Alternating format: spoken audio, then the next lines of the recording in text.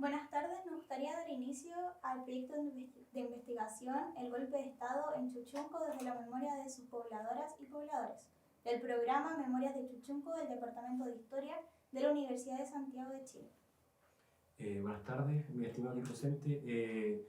Primero que nada, que nos diga su nombre como tal y como iniciando, ¿cómo usted llegó a la población? ¿Cómo llegó a Villa Francia? Buenas tardes. Bueno,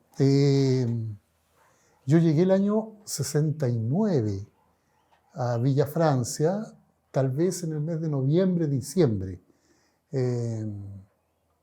Yo tenía 13 años en el momento en que yo llegué a la villa. Era un lugar campestre, por así decirlo, dentro de su precariedad. Estaban los sitios delimitados por unos alambres y los pastizales que tenían alrededor de 50 centímetros. Eso era todo el entorno que tenía la población. Prácticamente no tenía urbanización, de hecho no tenía urbanización, vale decir, no tenía calles, ni veredas, ni agua potable. El agua potable se traía en los primeros días desde grifos que estaban instalados en algunos puntos estratégicos de la población y todo el mundo construyendo, todo el mundo haciendo sus casas, levantando sus mediaguas con distintos tipos de materiales. Básicamente y principalmente los materiales eran de mucha precariedad y yo llegué en el tiempo del verano ya, en la primavera, pero aquí hubieron vecinas y vecinos que llegaron en época de invierno, entonces se encontraron con mucho barro y donde la vida en realidad era bien difícil, bien compleja, porque aparte de no haber urbanización, el barro lo inundaba todo. Entonces era difícil desplazarse, no había locomoción. La gente se vio muy impactada en ese periodo por los cambios que se producían en sus vidas.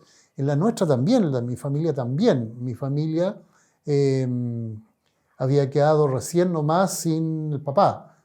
Mi padre había muerto en el mes de marzo del 69 y nosotros llegamos acá a fin de año, mi madre y 6 hermanos. O sea, yo soy el único hombre y eran 5 mujeres. La más chica era pequeñita, tenía alrededor de 2 años. Y nosotros vivíamos en una casa muy cómoda, en el barrio Los Francos, Quinta Normal, donde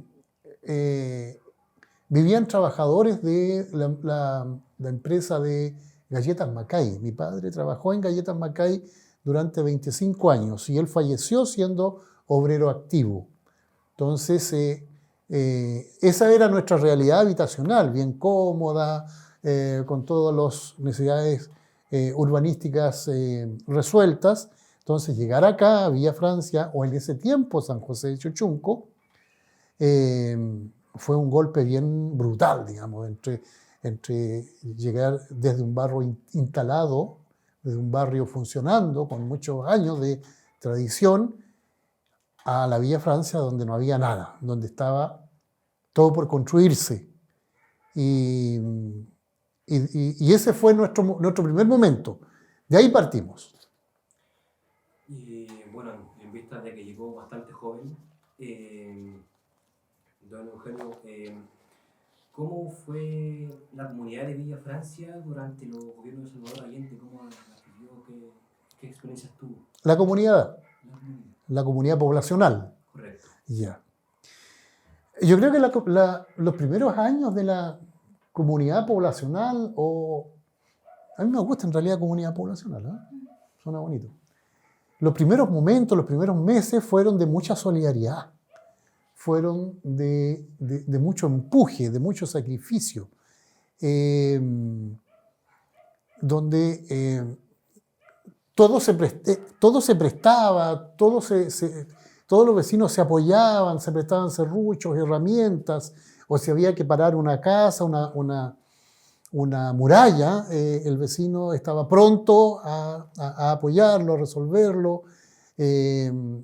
Los pozos sépticos, que fueron uno de los primeros elementos urbanísticos en construirse, porque había que satisfacer ciertas necesidades, eran construidas también por los vecinos o entre los vecinos.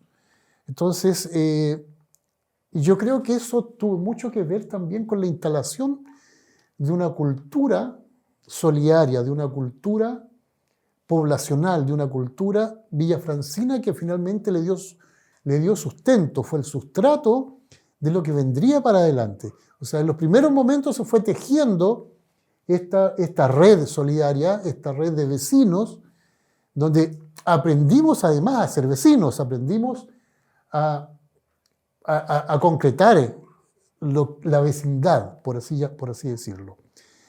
En ese tiempo también surgen rápidamente las primeras organizaciones. Y en ese sentido, yo creo que es muy valioso la experiencia que se instala en la Villa Francia, la tradición que se instala en la Villa Francia, que tiene que ver con una temprana organización de los vecinos, tendiente a resolver, por una parte, las urgencias habitacionales, las urgencias urbanísticas, por así decirlo, pero también las urgencias de tipo social, tendientes a tejer, digamos, esta sociabilidad, esta asociatividad de los pobladores que se expresa básicamente y principalmente en las juntas de vecinos que se instalan rápidamente en la Villa Francia y en los centros de madres.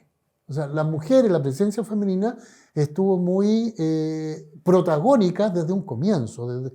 Estamos hablando desde, si llegamos nosotros al 69, ya a partir del 70, esta red se fue tejiendo y además se incorpora otro elemento que es muy importante, es que surgen los apoyos a la candidatura de Salvador Allende a través de los comités de unidad popular, donde también se insertan vecinos y vecinas.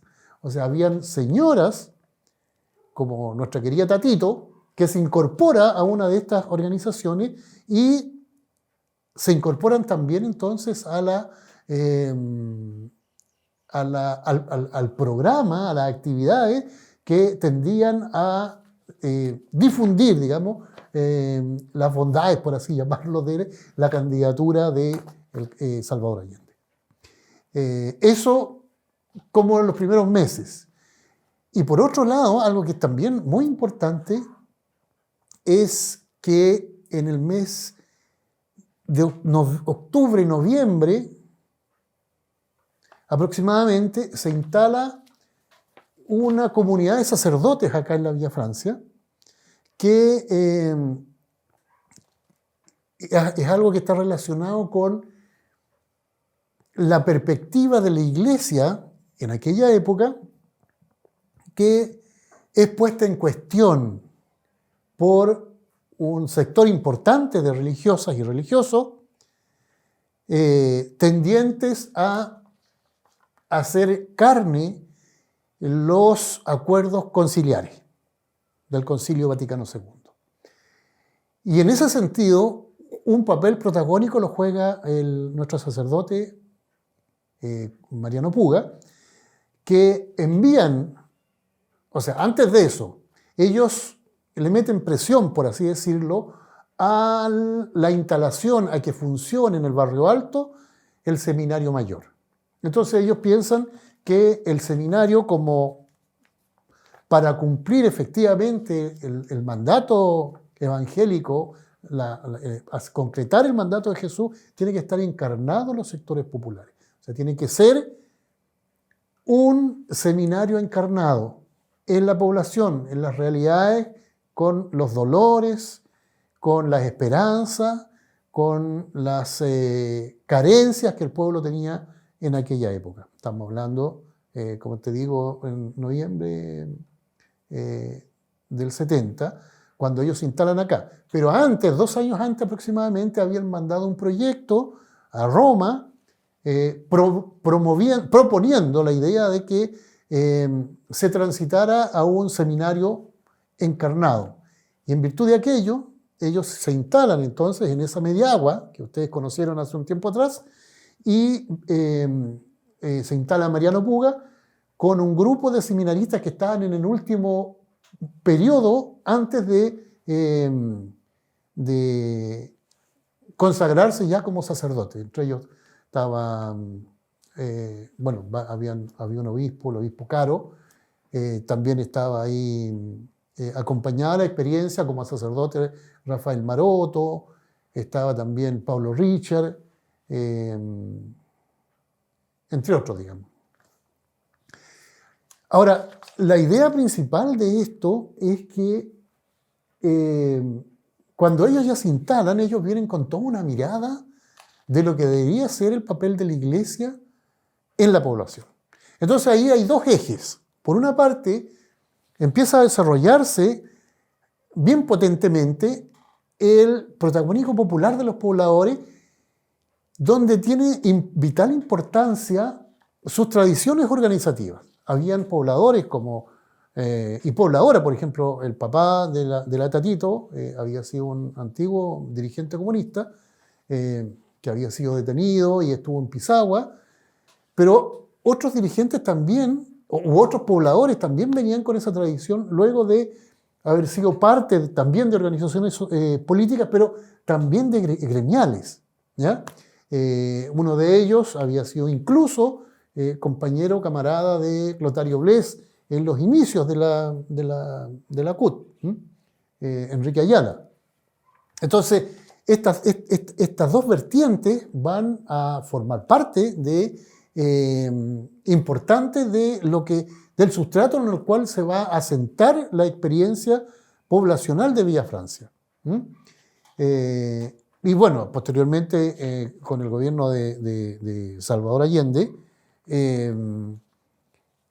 se produce acá una explosión de vivencias con pobladoras y pobladores viviendo intensamente el proceso. O sea, yo creo que en el imaginario, a partir de los estudios que yo he estado realizando, es que la gente y nosotros estábamos convencidos de lo que estábamos haciendo era la construcción del socialismo. O sea, era tal el compromiso con lo que se vivía, con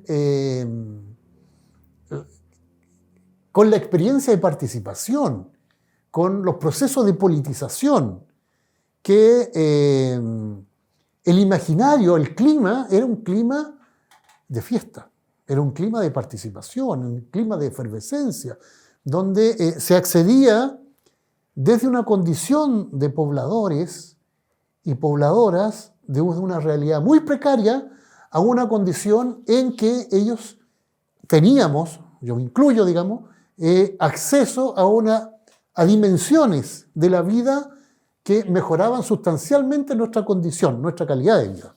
O sea, el acceso a la literatura, al teatro, a la música, a conocer otras experiencias fuera de la población, del estrecho marco de nuestra población. Entonces, esos elementos eran muy valorados. Tanto así que en las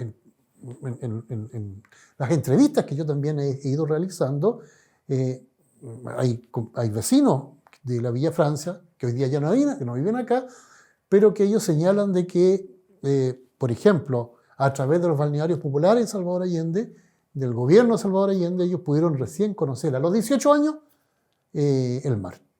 Lo que no deja de ser notable, porque su mundo era el mundo de la precariedad, el mundo de la pobreza, el mundo de que todo hace falta, de que nada se cumple. Entonces, esta mirada y esta perspectiva tiene esa condición, digamos, que uno estaba como renaciendo la vida, renaciendo a una condición digna de vivencia de la pobreza. Seguíamos siendo pobres, pero pobres con una dignidad, con la posibilidad de avanzar en nuestra condición, en mejorarla. Pero además, el otro elemento es que yo creo que estábamos muy convencidos de que estábamos haciendo historia. Por lo tanto, sin haber pasado en aquella época por la universidad todavía, porque estábamos todos muy chicos, pero desde la perspectiva del tiempo, yo hoy día me atrevo a postular, a pensar, a sostener de que efectivamente nos estábamos construyendo o constituyendo en sujetos de cambio. Estábamos haciendo historia. Y esa historia se tejía día a día, ya sea en la construcción de familia, en la construcción de vecindario, pero también en la construcción de sujetos y sujetas, que éramos parte, digamos, de un proceso activo de construcción del futuro de una sociedad a la cual nosotros aspirábamos y teníamos relativamente claridad. Eso era lo que queríamos. No era más, digamos, no aspirábamos ni a tener autos, ni no. Lo que aspirábamos era a este tipo de satisfacción, de estas necesidades, de la lectura, de la cultura, de la música, de la convivencia, de tener desayuno o almuerzo todos los días sobre la mesa. De tener, como algunos pobladores me han señalado a mí, de tener ropa para ir al colegio y no esperar, como lo hacían ellos, esperar a que su hermano volviera de la jornada de la mañana con los útiles escolares, con los zapatos, para ellos cambiarse y poder asistir a la escuela en la tarde. Ese era el nivel de pobreza que existía en algunas familias o en la gran mayoría de familias de Villa Francia. Por lo tanto, la condición, el cambio de condición que se vivía fue notable. O sea, no hay construcción aquí de un discurso, así, de una demagogia, no. Es la pura realidad transformadora que se vivía en la época. Eso era, y nosotros éramos parte de esto. Nosotros pensábamos entonces que lo que estábamos construyendo apuntaba para allá. Eso era el socialismo. No creíamos que, no aparte de grandes teorizaciones, no, sino que lo veíamos en la práctica, tener acceso a satisfacciones de nuestras necesidades básicas y fundamentales para poder vivir. Don Eugenio, me gustaría tomar otro punto. Me gustaría saber, como ya a modo más personal, ¿qué usted estaba realizando? ¿Qué hacía el día del golpe? ¿Cómo vivió el día del golpe, del 11 de septiembre del 73? Bueno, nosotros para llegar al 11 habíamos pasado ya por una serie de organizaciones. Yo fui parte de una organización muy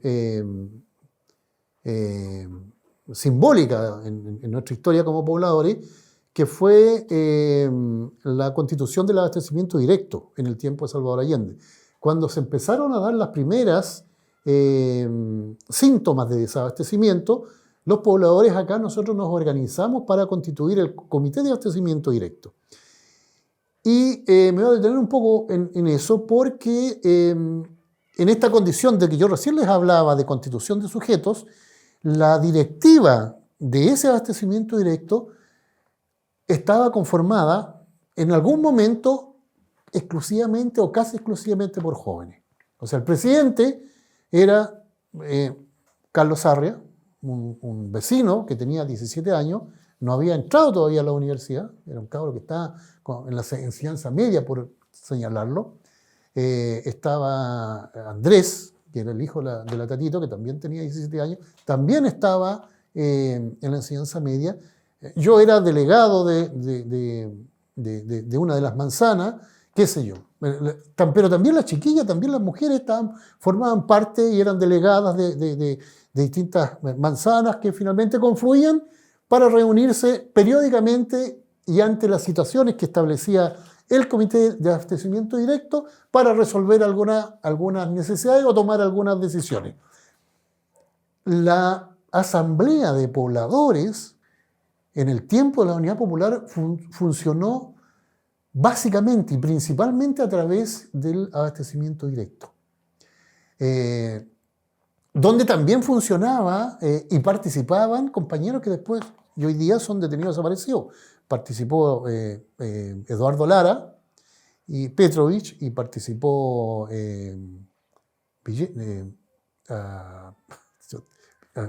Villegas.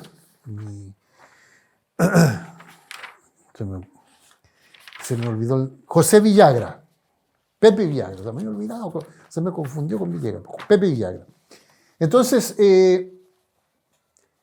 nosotros cuando llegamos al 11 de septiembre habíamos atendido recién una de las ventas del abastecimiento directo. Vale decir, nosotros habíamos traído la mercadería desde DINAC, se iban a buscar en camiones, se instalaba y se almacenaba en un local comercial que hoy día existe en la esquina de Luis Infante Cerda con 5 de abril. Por lo tanto, había mercadería que estaba en el lugar. Cuando se produce el golpe, nosotros nos tocaba repartir ese mismo día, el 11, el pan. Había mucha escasez de pan y el abastecimiento directo había logrado contactarse con una panadería que funcionaba fuera de la población. Ellos nos entregaban el pan y nosotros se lo repartíamos a algunos almaceneros y ellos lo entregaban después a los pobladores. Eso era una de las últimas iniciativas que había desarrollado el abastecimiento directo y ese día nos correspondía hacerlo e incluso se hizo el 11 de septiembre en la tarde. ¿Qué estaba haciendo yo en la mañana? En la mañana, bueno, mi madre me despierta, nosotros hacíamos guardia para resguardar, ¿cierto?, la mercadería que quedaba almacenada en los locales comerciales. Y esa noche todavía habían remanentes de esa venta y por lo tanto había que cuidarla. Entonces nos quedábamos nosotros y haciendo turno toda la noche. Entonces ese día, yo no recuerdo si me tocó hacer turno toda la noche, pero nuestra vida pasaba principalmente por estar en ese lugar, en todo lo que demandaba la tarea del abastecimiento, que en realidad era una gran tarea que nosotros realizábamos. Tenía mucha demanda porque se vendía, aparte de la mercadería, también se vendían cebolla o verduras, digamos, que se obtenían desde la red de parceleros de Maipú, que también las íbamos a buscar. Se entregaban pollos, también por otro conducto. En otro momento se vendieron estufas. O sea, ustedes comprenderán que todas estas actividades demandaban una gran capacidad de organización. Todo esto lo administraba y lo gestionaba el Comité de Abastecimiento Directo, dirigido por estos jóvenes, por estos descamisados, digo yo, que hoy día podríamos señalarlo así, de ese modo, digamos, por la hora que deberían haber andado jugando a la pelota, digamos. Bueno, nos sorprende finalmente el golpe y en lo personal yo pensé que iba a ser algo muy parecido a lo que había sido el Tancazo, digamos. Que iba a ser un evento que se iba a resolver de ese modo.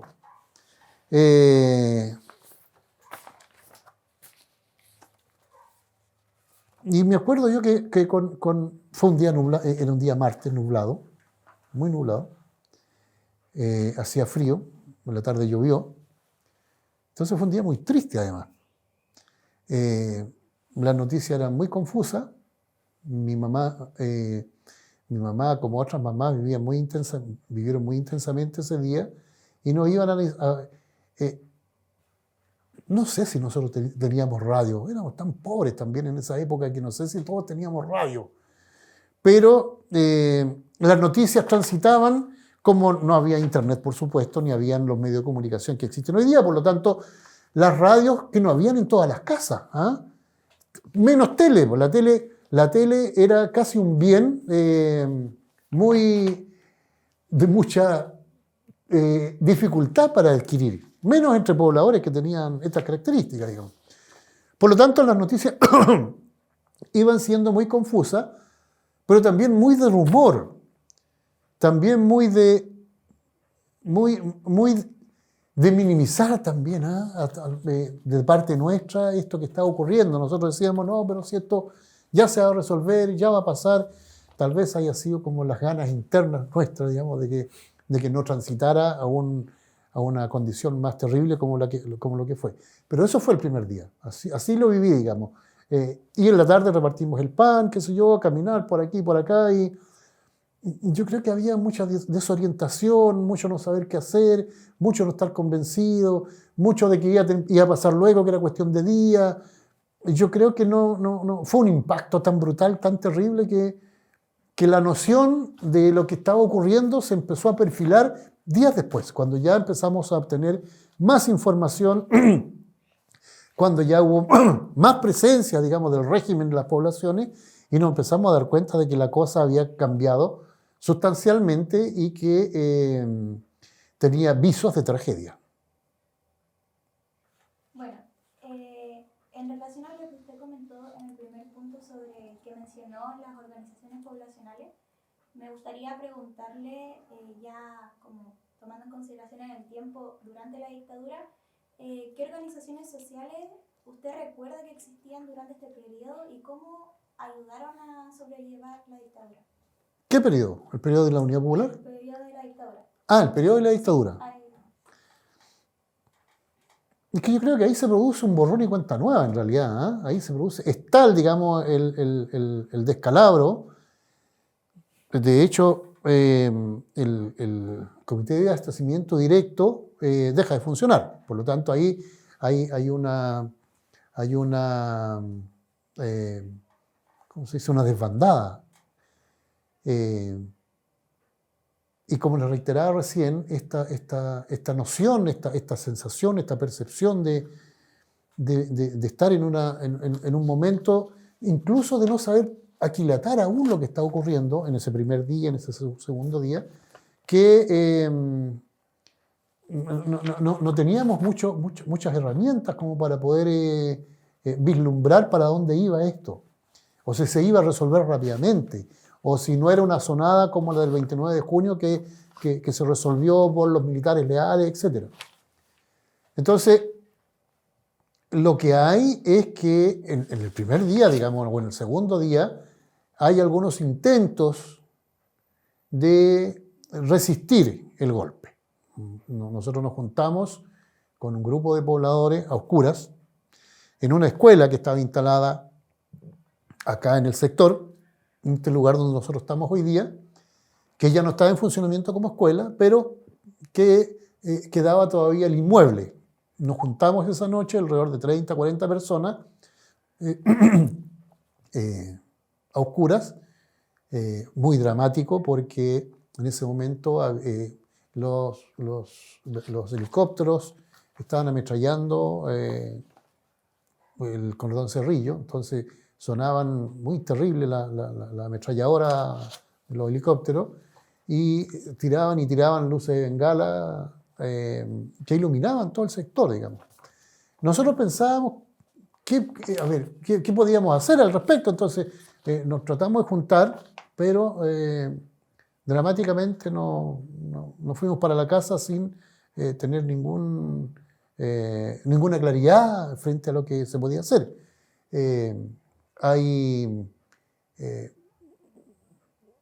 De acuerdo a la investigación que yo también estoy realizando, el PC, un grupo del PC se juntó esa misma noche del 11 en los departamentos también para ver si podían realizar algún acto que fuera a colaborar en la defensa del gobierno de Salvador Allende.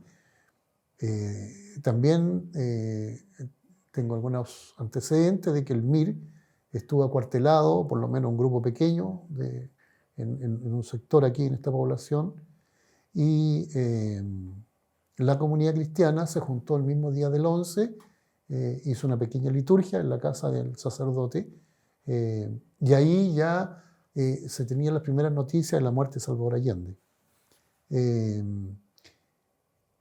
Y en los próximos días era un reorganizar la vida de una manera distinta, con los temores, con el terror de lo que estaba ocurriendo. Ya rápidamente esta población empieza a sentir los efectos de la represión. El 15 de octubre ejecutan a Domingo Medina Riquelme, que era un vecino, un joven vecino de la población. A su hermano nosotros lo conocíamos porque él siempre asistía a los momentos en que nosotros estábamos vendiendo en el abastecimiento directo. El Juaco, no sé si te acuerdas, Tatito, del Juaco. A él lo mataron una patrulla militar el 15 de octubre de 1973, está en el informe Rettig. En un año, entre octubre de 1973 y octubre de 1974, hay 3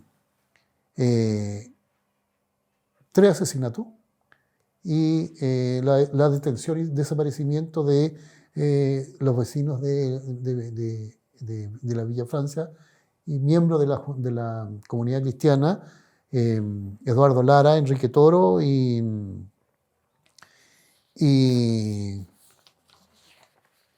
Villagra, Pepe Villagra. En el mes de octubre del 74 también detienen a René Merares. Entonces, son 4 detenidos desaparecidos que se producen en ese primer año hasta octubre del 74. Y en el mes de marzo, yo creo que en el mes de marzo recién empieza a haber una cierta claridad para hilvanar algunas iniciativas tendientes a resolver aquellas urgencias que se iban produciendo producto de las acciones económicas que se estaban produciendo a partir del régimen militar. Una de ellas era producto de la desaparición y la detención, primero, digamos, la detención de estos compañeros de los cuales nosotros le estamos hablando. Se organiza en el mes de noviembre el comedor infantil. En el mes de noviembre del año 74. Diciembre del año 74. ¿Ya? Y se atiende también en ese primer comedor a otros hijos de familias que están siendo afectadas por cesantía. Esa es una de las primeras organizaciones que parte acá. Eso fue en diciembre del año 74. A mediados o en marzo del año 74 llega a esta población la hermana Dolores Cruzat, que está aquí, no sé si le alcanza a tomar la cámara, nuestra madre, nuestra religiosa, con Angélica Rufino, y ellos empiezan a organizar, junto con Lalo Lara, que es uno de los detenidos desaparecidos, y mi hermana, una hermana mía, un equipo de solidaridad. Ese equipo de solidaridad fue tal vez la primera organización que empieza a funcionar en relativa normalidad, por así decirlo, a partir de la iniciativa de la comunidad cristiana. Don Eugenio, ¿qué recuerda usted acerca de las protestas populares que se dieron durante el dictadura? ¿Tiene noción de alguna?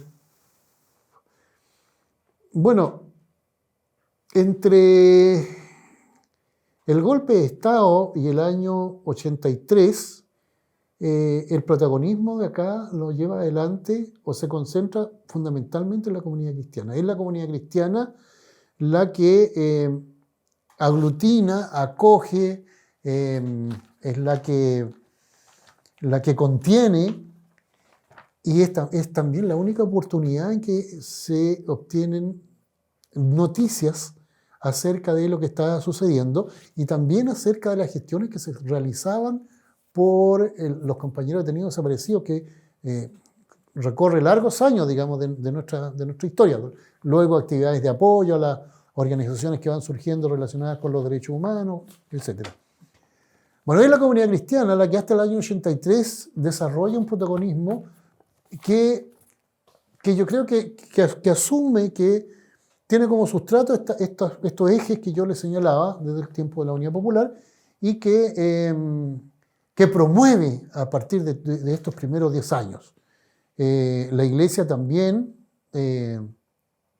ellos están muy preocupados de promover el protagonismo laical, de que los laicos se hagan cargo de la comunidad cristiana y rápidamente y tempranamente ellos se asume este papel. Bueno, yo también formé parte de esta comunidad cristiana a partir del año 74 y esta experiencia se vivió muy, muy notablemente. Entonces, cuando llega acá la primera protesta, yo diría que también fue una situación o sea, por una parte una gran catarsis, digamos, ¿ah? De poder gritar en la calle, expresarse en la calle después de 10 años, digamos. Es cierto que habían habido algunas manifestaciones durante los años anteriores, también en la cual había participado la comunidad cristiana, pero yo creo que las protestas fue un momento cúlmine, que marca también la aparición o la emergencia de otras organizaciones político-sociales en la población y también protagonizadas por jóvenes, por ejemplo, los chiquillos, los hermanos Vergara Toledo, que cumplen un rol fundamental, digamos, como animadores de todo este proceso de reinstalación de la politización, del proceso de politización en la población. Entonces, la primera protesta en realidad fue una fiesta. Tanto así que la organización previa que se da para hacer la conducción de lo que iba a ser la primera protesta, sus encargados estaban tomando once en una casa por allá, en otra población, y ya la marcha iba desarrollándose de lado a lado por la avenida 5 de Abril en dirección a Las Rejas. Entonces todos los carteles que estaban pensados para que se pusieran en el lugar o que abriera la marcha, esos tuvieron que ponerse a la cola, digamos, porque los pobladores y pobladoras se habían adelantado. En realidad fue una maravilla el primer momento. Y bueno, ya pensando en síntesis ante esta entrevista, ¿usted tiene alguna opinión o le gustaría decir algo al respecto sobre los antecedentes que usted presentó ante la conmemoración de los 50 años que se va a dar del golpe?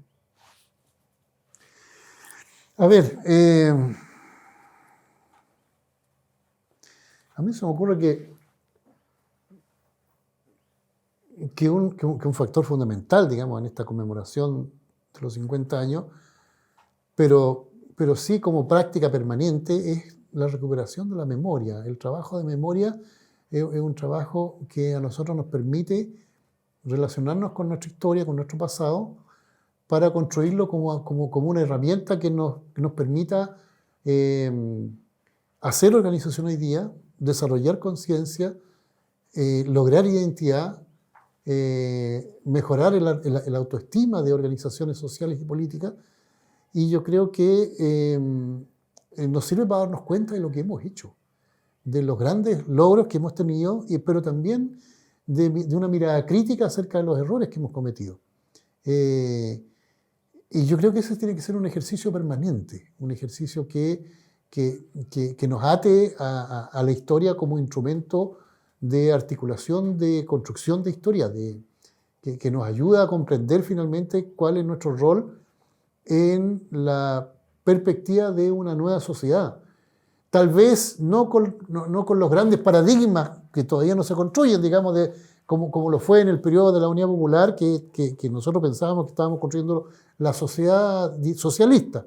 Pero sí, y yo creo que partir construyendo nuestras pequeñas sociedades locales, nuestras pequeñas organizaciones, nuestros pequeños ámbitos en los cuales nos desenvolvemos hoy día cotidianamente.